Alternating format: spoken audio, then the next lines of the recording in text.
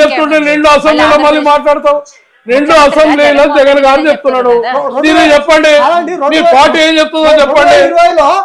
ఇవి కాదు, ఇప్పుడు చెప్పండి, ఇవి చెప్పండి. దోపిడీ ఎట్లా చేసిరో మీరు. 2020లో లిఫ్ట్ ఇరిగేషన్ ఆపిరండి కేసీఆర్ గారు.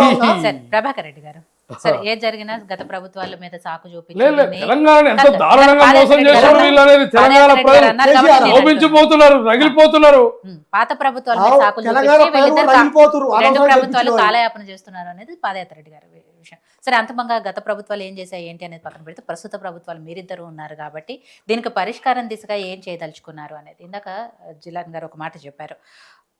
తెలంగాణ నాయకులు కూడా దీని మీద మొండి పట్టుదలకు వెళ్లకుండా జనాభా ప్రాతిపదికన కేటాయించాలి, అందుకు సహకరిస్తే బాగుంటుంది అనేది కూడా చెప్పారు. కాబట్టి ఆ దిశగా ఏం చేయదలుచుకున్నారు? ఇప్పుడు ఆంధ్ర ప్రాంతానికి ఎటు నుంచి అయినా ఎక్కువ నీళ్ళు వస్తున్నాయి అనేది ఆ వాదనతోటి తెలంగాణ విడిపోయింది. నీకు ఉమ్మడి ఆంధ్రప్రదేశ్గా ఉన్నప్పుడు ఉన్న నీటి వాటాలే ఇప్పుడు కొనసాగుతూ ఉన్నాయి. దాని గురించి 10 ఏళ్లలో ఏనాడు కూడా టీఆర్ఎస్ ప్రభుత్వం పట్టించుకోవటం వల్ల ఇవాళ ఈ దుస్థితి దాపురించి ఇంకా వాళ్ళు అనేక ప్రాజెక్టులు కట్టుకునే అవకాశం ఇచ్చారు. దానికి రాయలసీమ పోయి కట్టుకోండి అని చెప్పి వచ్చిండు ఈయన కేసీఆర్ గారు. ఇవాళ మేము ప్రత్యేకంగా ఒక బృందాన్ని పెట్టి నిత్యము జలశక్తి మంత్రితోటి, జలవనరుల నీరు కేంద్ర మంత్రి గారితో కలవటము, ప్రత్యేకంగా ఒక అడ్వకేట్ని పెట్టి దాన్ని ఎప్పటికప్పుడు వాయిదాలన్నిటిని కూడా దాన్ని మాకు రావాల్సినటువంటి ఉత్తమ్ కుమార్ గారు కూడా ప్రతి వాయిదాకు అటెండ్ అయ్యి అక్కడ కూర్చొని దీన్ని పరిష్కరించే దిశగా ముఖ్యమంత్రి గారు కూడా ప్రతి క్షణం దీని మీద మాట్లాడుతూ ఉన్నటువంటి పరిస్థితి. ఇలా అన్ని పార్టీలను తీసుకొని పోయి తీవ్రమైన ఒత్తిడి చేస్తుంది ఇలా కాంగ్రెస్ పార్టీ ప్రభుత్వం. ఏనాడు కూడా దీని గురించి మాట్లాడకుండా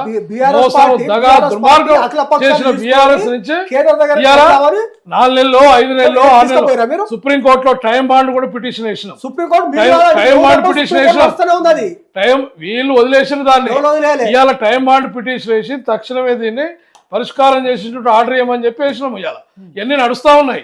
దీని మీద ఒక్క మాట మాట్లాడే కేంద్ర ప్రభుత్వం మీద ఒత్తిడి తీసుకొస్తున్నారు.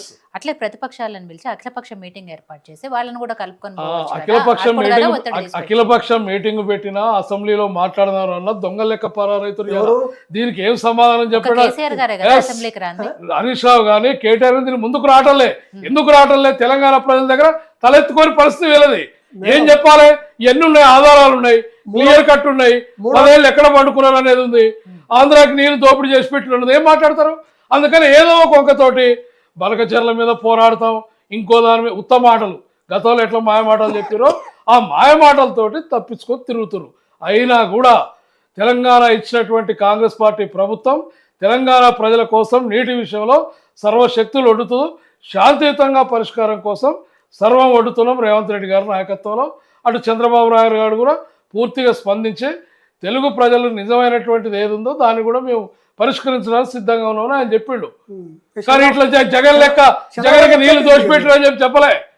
నిజమైనటువంటి మాట మేము కూడా పరిష్కరించడానికి ఉన్నామని చెప్పినాం. కానీ ఇంకా అబద్ధాల మాటలు, ఇంకా మాయ మాటలు ఇంకెన్నాళ్ళు చెప్తారు ఇంకా.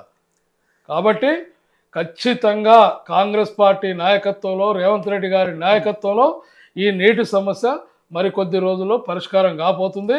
అది తెలంగాణ ఇచ్చినటువంటి కాంగ్రెస్ పార్టీ ప్రభుత్వమే ఈ జల వివాదాలను పరిష్కరించే దమ్ము, ధైర్యం అన్నీ ఉన్నది మా పార్టీకే. మా ముఖ్యమంత్రి రేవంత్ రెడ్డి గారి నాయకత్వంలో, మంత్రి ఉత్తమ్ కుమార్ గారి నాయకత్వంలో త్వరలోనే పరిష్కరించబడుతుంది. 3వ తారీఖు జనవరి అసెంబ్లీలో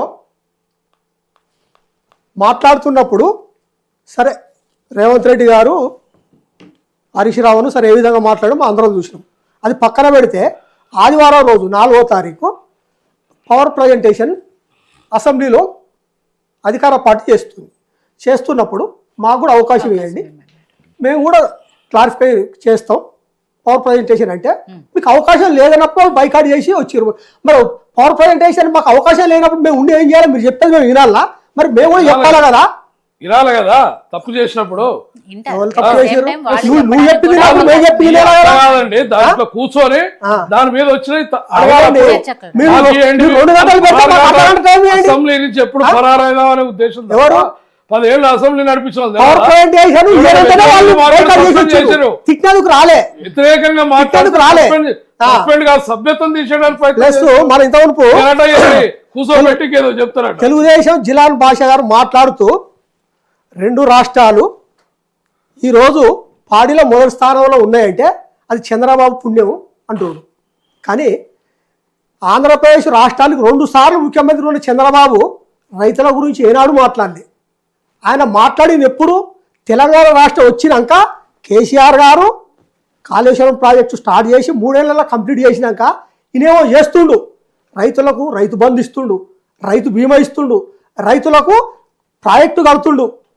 కాళేశ్వరం ప్రాజెక్టు కడితే 2 పంటలు కలిపి 45 లక్షల ఎకరాలకు నీరు ఇచ్చింది కాళేశ్వరం ప్రాజెక్టు. ఆ కాళేశ్వరం ప్రాజెక్టు వచ్చినాక 119% పారగంత పెరిగింది. కాళేశ్వరం స్టార్ట్ చేసినాక చంద్రబాబు గారు రైతుల గురించి నేనేదో చేయాలని ఆరాటపడ్డాడు తప్ప ఆయన ఆంధ్రప్రదేశ్లో 2 సార్లు ముఖ్యమంత్రి ఉన్నప్పుడు రైతుల గురించి ఎప్పుడు మాట్లాడలే. కనీసం రాజశేఖర రెడ్డి అయినా ఏదో కాలువలు తీసి ఏదో చేద్దాం అనుకుండు, సరే ఆయన వెళ్ళిపోయాడు. అట్లాంటి చంద్రబాబు నాయుడు 2 రాష్ట్రాలకు